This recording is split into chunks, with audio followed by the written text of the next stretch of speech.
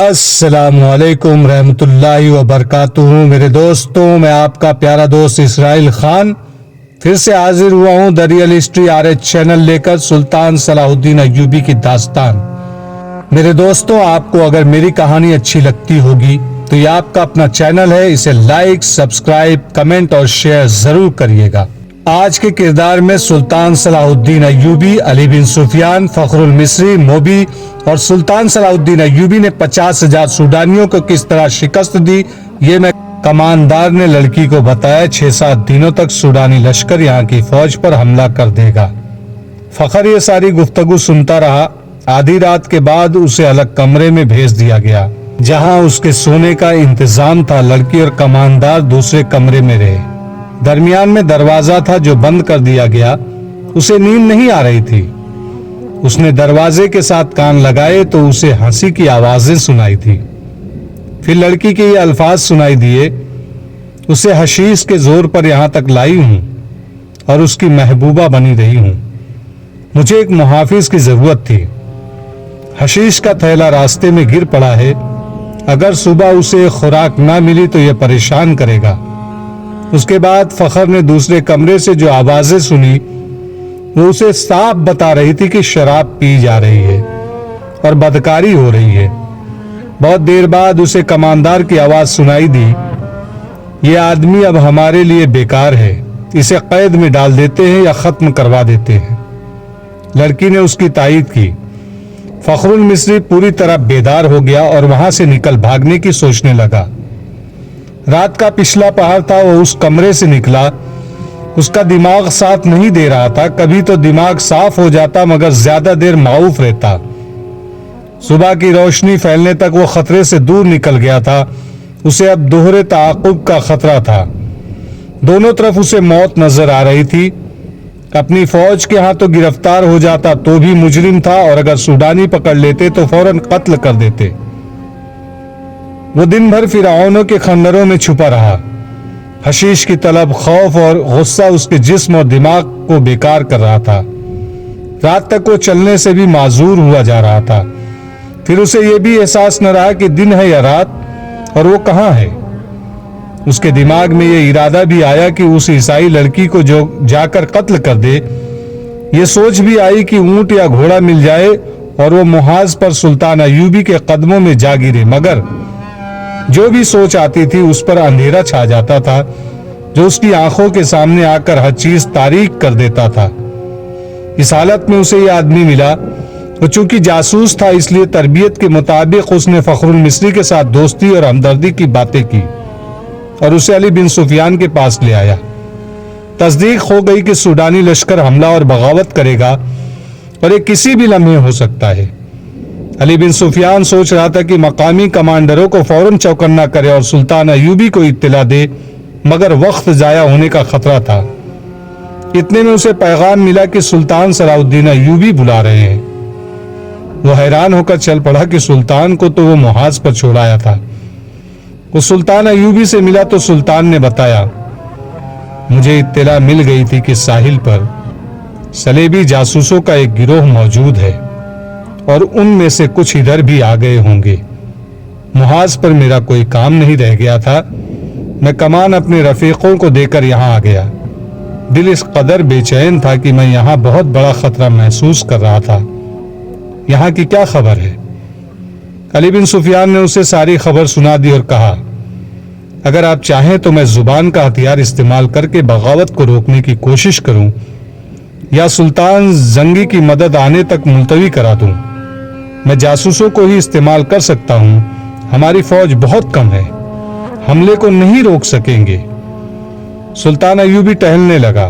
اس کا سر جھکا ہوا تھا۔ وہ گہری سوچ میں کھو گیا تھا اور علی بن سفیان اسے دیکھ رہا تھا۔ سلطان نے رک کر کہا، ہاں علی، تم اپنی زبان اور اپنے جاسوس استعمال کرو، لیکن حملے کو روکنے کے لیے نہیں بلکہ حملے کے حق میں۔ سوڈانیوں کو حملہ کرنا چاہیے، مگر رات کے وقت جب ہماری فوج خیموں میں سوئی ہوئی ہوگی۔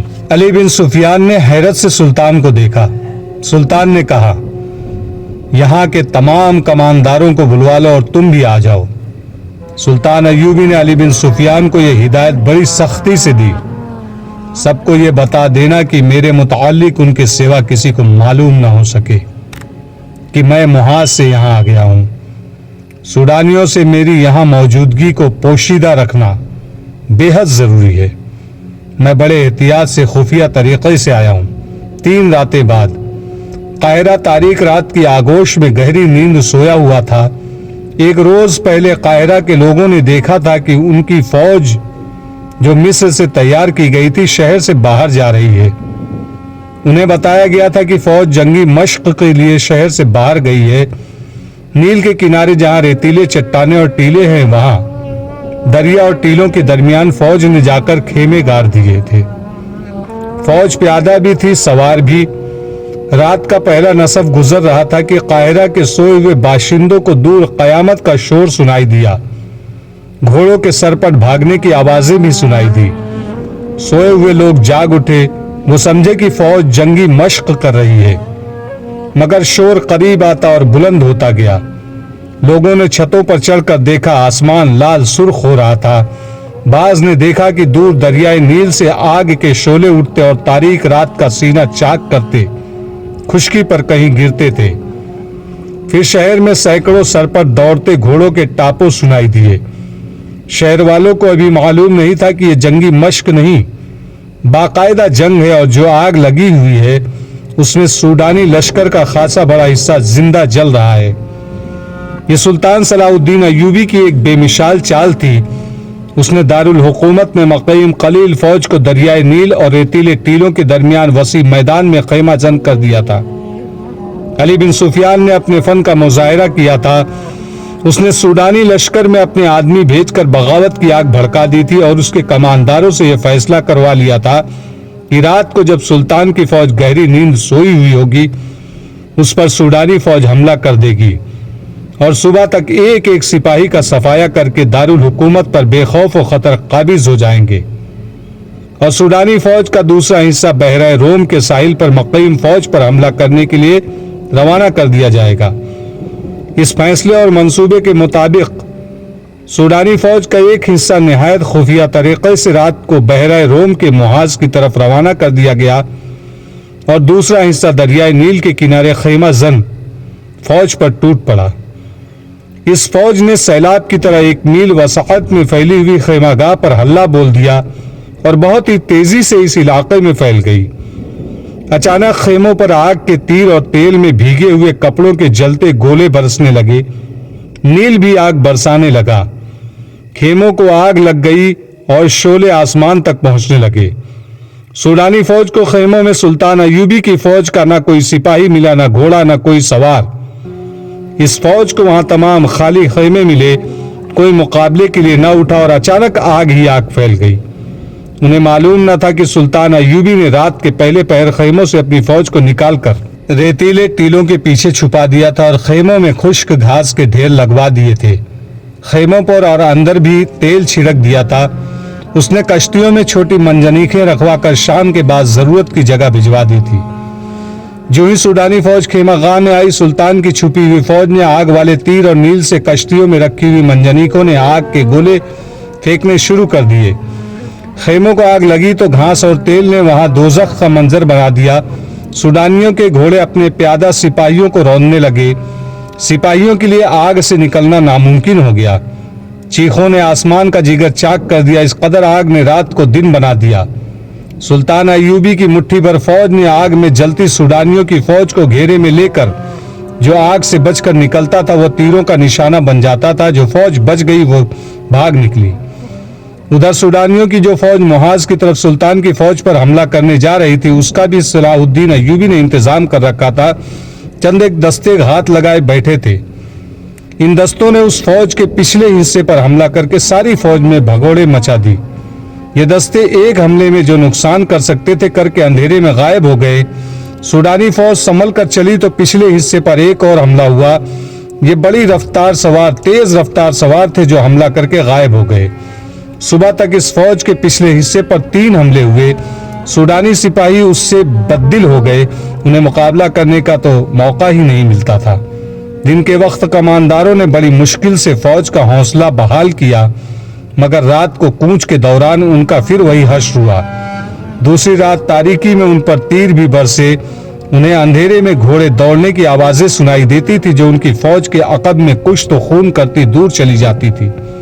3-4 یورپی مورخین نے، جن میں لین پول اور ویلیم خاص طور پر قابل ذکر ہے، لکھا ہے کہ دشمن کی کثیر نفری پر رات کے وقت چند ایک سواروں سے عقبی حصے پر شب خون مارنا اور غائب ہو جانا سلطان ایوبی کی ایسی جنگی چال تھی جس نے آگے چل کر صلیبیوں کو بہت نقصان پہنچایا۔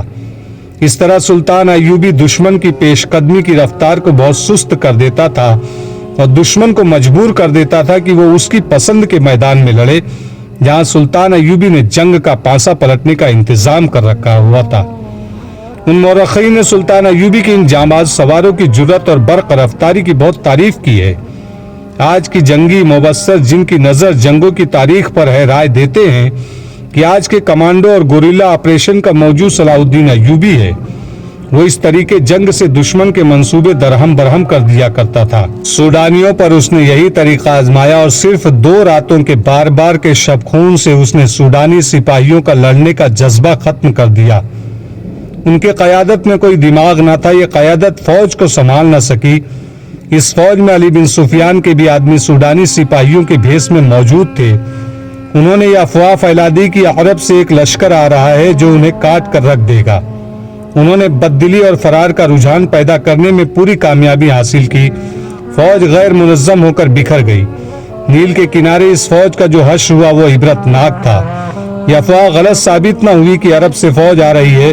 نور الدین جنگی کی فوج آ گئی جس کی نفری بہت زیادہ نہیں تھی۔ بعض مورخین نے 2000 سوار اور 2000 پیادہ لکھی ہے۔ بعض کے اعداد و شمار اس سے کچھ زیادہ ہیں، تاہم یہ صلاح الدین ایوبی کو سہارا مل گیا اور اس نے فوراً اس کمک کی قیادت سنبھال لی۔ اس کیفیت میں جبکہ سوڈانیوں کا 50,000 لشکر سلطان ایوبی کے آگ کے فندے میں اور ادھر صحرا اور شب خونوں کی وجہ سے بدنظمی کا شکار ہو گیا تھا، یہ تھوڑی سی کمک بھی کافی تھی۔ سلطان ایوبی اس کمک سے اور اپنی فوج سے سوڈانیوں کا قتل عام کر سکتا تھا، لیکن اس نے ڈپلومیسی سے کام لیا۔ سوڈانی کمان کے کمانداروں کو بھی پکڑا اور انہیں ذہن نشین کرایا کہ ان کے لیے تباہی کے سوا کچھ نہیں رہا، لیکن وہ انہیں تباہ نہیں کرے گا۔ کمانداروں نے اپنا حشر دیکھ لیا تھا، وہ اب سلطان کے عتاب اور سزا سے خائف تھے، لیکن سلطان نے انہیں بخش دیا اور سزا دینے کی بجائے سوڈانیوں کی بچی کچی فوج کو سپاہیوں سے کاشتکاروں میں بدل دیا۔ انہیں زمینیں دی اور کھیتی باڑی میں انہیں سرکاری طور پر مدد دی اور پھر انہیں یہ اجازت بھی دے دی کہ ان میں سے جو لوگ فوج میں بھرتی ہونا چاہتے ہیں ہو سکتے ہیں۔ سوڈانیوں کو یوں دانش مندی سے ٹھکانے لگا کر صلاح الدین ایوبی نے نور الدین زنگی کی بھیجی ہوئی فوج اور اپنی فوج کو یکجا کر کے اس میں وفادار سوڈانیوں کو بھی شامل کر کے ایک فوج منظم کی اور صلیبیوں پر حملے کے منصوبے بنانے لگا۔ اس نے علی بن سفیان سے کہا کہ وہ اپنے جاسوسوں اور شب خون مارنے والے جابازوں کے دستے فوراً تیار کرے۔ ادھر صلیبیوں نے بھی جاسوسی اور تخریب کاری کا انتظام مستحکم کرنا شروع کر دیا۔